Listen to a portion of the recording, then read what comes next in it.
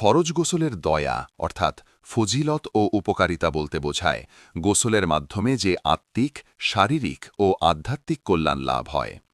ইসলামে ফরজ গোসল শুধু শারীরিক পরিশুদ্ধি নয়, বরং আত্মিক পবিত্রতারও প্রতীক। নিচে ফরজ গোসলের প্রধান দয়া বা উপকারিতা দেওয়া হল। নিচে চন্দ্রহেতু বিভাগ, ফরজ গোসলের দয়া ও ফজিলতসমূহ। ১. আত্মিক পবিত্রতা অর্জন হয়। গোসলের মাধ্যমে মুসলমান ব্যক্তি নাপাক অবস্থা থেকে মুক্ত হয়ে নামাজ, কুরআন তেলাওয়াত ও এবাদত করতে পারেন। ২. আল্লাহর সন্তুষ্টি লাভ হয়। পরিশুদ্ধ থাকা আল্লাহর কাছে অত্যন্ত প্রিয়।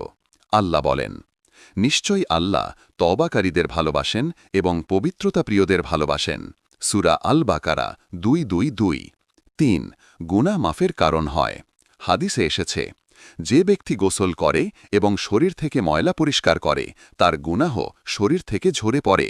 সহিহ মুসলিম। ৪. শরীর ও মনের সতেজতা আসে।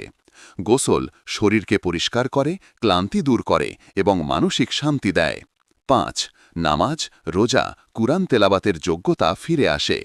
ফরজ গোসল না করলে এসব এবাদত কবুল হয় না, তাই গোসল মুসলমানকে এবাদতের উপযুক্ত করে তোলে। ৬. স্বাস্থ্য উপকারিতা রয়েছে।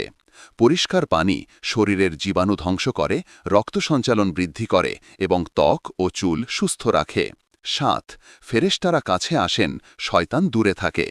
নাপাক অবস্থায় শয়তান নিকটে থাকে আর পবিত্র অবস্থায় ফেরেশতারা সঙ্গ দেন।